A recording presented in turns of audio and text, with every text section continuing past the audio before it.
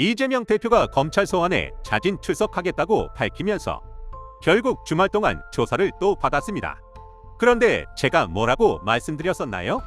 검찰이 이재명 대표를 재소환한 건 검찰 스스로 이전 수사들이 부진했다는 거, 그리고 이렇다 할 증거조차 못 잡은 바보 수사였다는 걸 증명하는 꼴이라고 했죠.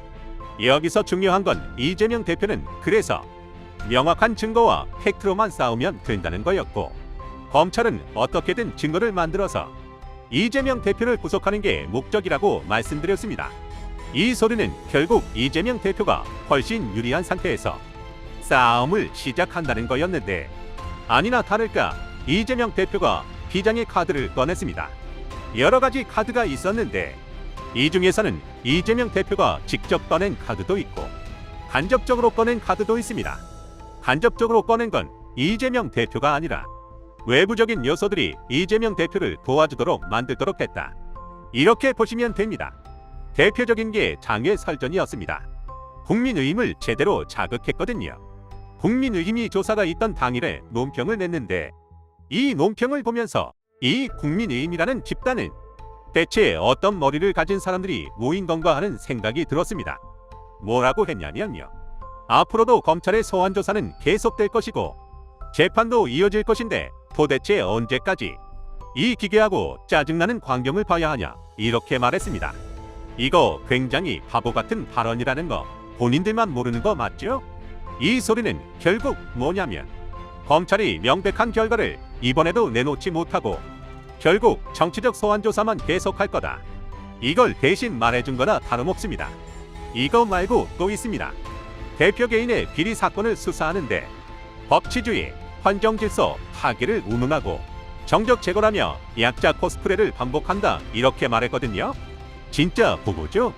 대표 개인의 비리 사건을 수사하는데 법치주의를 운운하는 게 정상 아닌가요? 한동훈 장관이 했던 말 잊었나요? 모든 국민들은 법 앞에 평등하다면서요.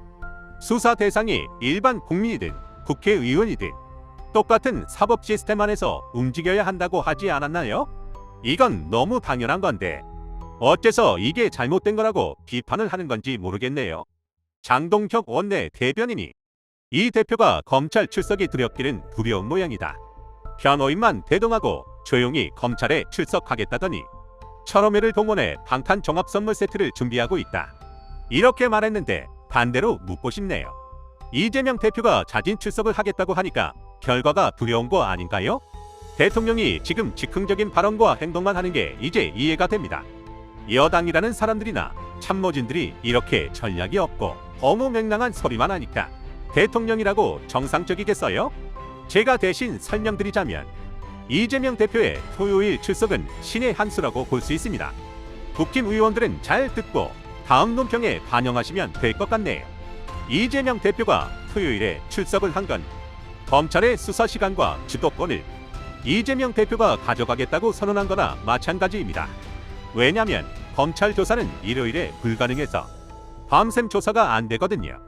지금 무슨 이재명 대표가 묵비권을 행사했다고 뭐라 하는데 묵비권도 일종의 전략인 겁니다. 지금까지 검찰이 진술이 사실이든 아니든 번복되는 말이든 말든 상관없이 죄다 그냥 본인들 입맛에 끼워 맞추기식으로 결론을 내고 있습니다.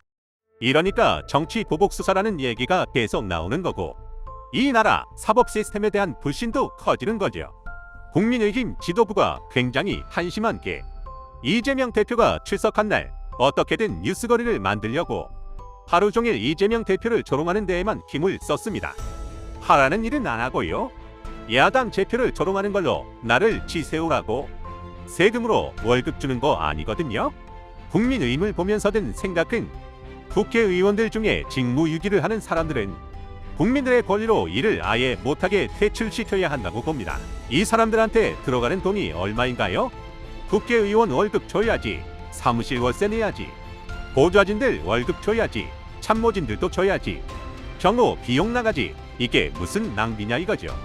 다른 선진국들과 너무 쓸데없이 의원 숫자만 많다는 생각이 들었는데 국민의힘을 보니까 이참에 싹 다 정리해버리는 게 좋다는 생각이 들었습니다.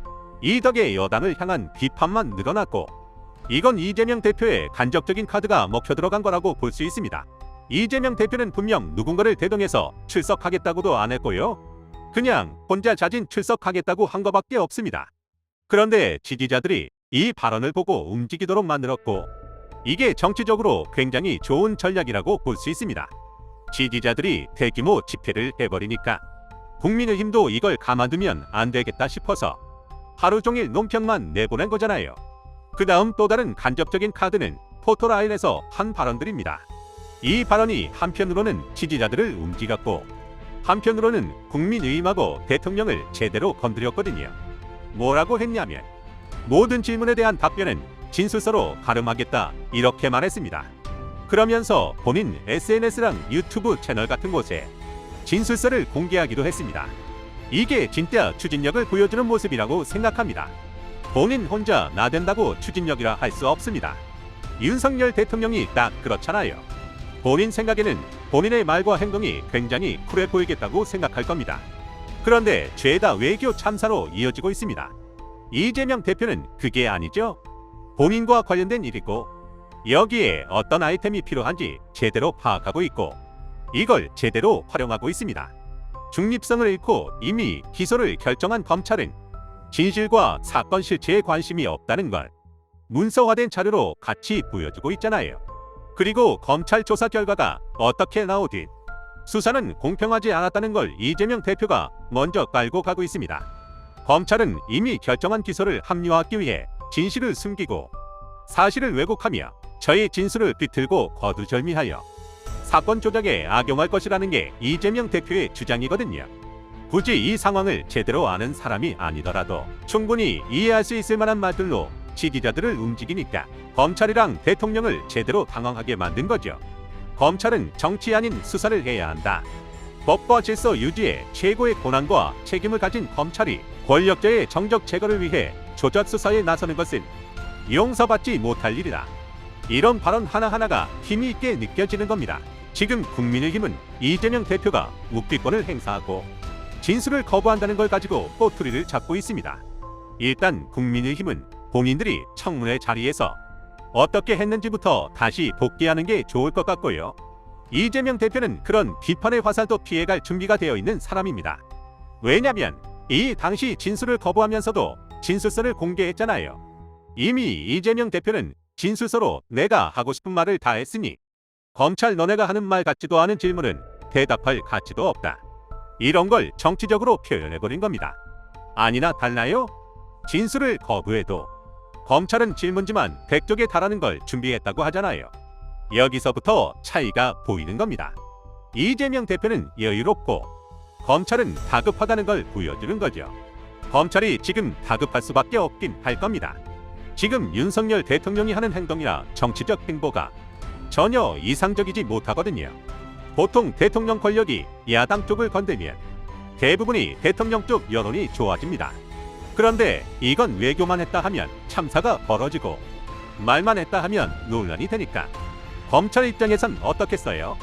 이재명 대표 수사까지 바보같이 끝나버리면 이건 탄핵감이다 마찬가지죠. 몇몇 언론들은 어떻게든 야당하고 문재인 정권을 까내리려 하고 있는데 지금은 이제 이것도 안 통하고 있습니다. 최근에 국민의힘이 난방비 폭탄의 원인이 문재인 정권이라고 말했죠. 이후에 한 언론사에서 문재인 정부가 가스 요금 인상 요청을 8차례나 묵살했다는 기사를 냈더라고요. 아마 이 언론사는 그런 걸 기대했을 겁니다. 진작 올려야 할 때 안 올려서 윤 정권이 가스 요금 인상의 피해를 고스란히 끌어안게 됐다. 이런 여론을 원했겠지요? 그런데 이건 너무 바보 같은 전략입니다. 이런 여론을 바란다는 것부터 제대로 일할 생각이 없다는 뜻이고요.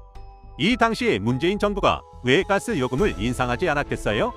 이 당시 경기 상황도 그리 좋지 않았습니다. 코로나 사태가 한창이었으니 당연하죠. 그래서 국민들 부담을 줄이기 위해서 난방비를 올리지 않고 대신 예산으로 있던 난방 예비비를 사용하는 방식으로 난방비를 충당했습니다. 이게 정상적인 겁니다. 나라의 역할이 그런 거잖아요. 주어진 예산에서 국민들의 부담은 줄여주면서 활용은 제대로 하는 거, 이게 진짜 나라가 할 일입니다. 그런데 윤석열 대통령은 드론 부대가 있는 것도 몰라. 난방 예비비가 있는 것도 몰라. 대체 할 줄 아는 건 뭐고? 스스로 알고 있는 정부는 뭐냐 이거죠. 아마 지금 말은 안 해도 여당이랑 윤석열 대통령 쪽은 초상집 분위기일 겁니다. 오죽하면 본인 편들도 지금 예군에 정부랑 감방 갈 각오로 싸우겠다고 하는 사람도 생기고 있습니다. 김영환 충북지사인데 이 사람이 뭐 때문에 이런지는 그리 중요하지 않습니다. 보니까 기업 배불려주겠다는 건데 이걸 정부가 제재해서 못하고 있다 이런 거더라고요. 별 이상한 걸로 본인들끼리도 싸우기 시작했고요. 그나마 여당의 희망이라던 사람들도 죄다 몰락하고 있죠. 나경원 씨는 대통령이 싫어하고 안철수 씨는 정치적인 감이 애초에 없던 사람이 이상한 물이 들어서 하는 말이나 행동도 이상합니다. 오죽하면 이준석 전 대표가 안철수 씨랑 연대할 계획 전혀 없으니까 다시는 이런 기사를 내지 말라고 선언하기까지 하겠냐고요. 지금 그러니까 국민의힘은 권력 잡기, 대통령 오른팔 대기 이런 대회를 열고 있다고 보시면 되고요. 대통령은 그냥 대통령 놀이를 하고 싶은 거다 이렇게 보시면 됩니다. 약간 게임하듯이 살고 있잖아요. 본인이 원하지 않는 사람은 버리고 본인이 원하는 사람은 누가 뭐라든 내버려 두고 집무실도 취지가 어떻든 마음대로 옮겨버리고 세금을 게임 머니 쓰듯이 쓰고 있습니다. 한편으로는 기분이 좋습니다. 여당하고 대통령이 이렇게 삽질을 할수록 정권 교체가 가까워지는 거니까요. 정권 교체는 꼭 대통령이 바뀌는 것만 정권 교체라고 하지 않습니다. 우리에겐 총선이 있습니다. 이대로 가다간 국민의힘이 정의당보다 소수 정당이 되는 게 아닌가 모르겠네요. 삽질 축하드리고 결과는 본인들이 감당해야 할 몫입니다. 오늘 내용은 여기까지입니다. 긴 영상 시청해 주셔서 감사합니다.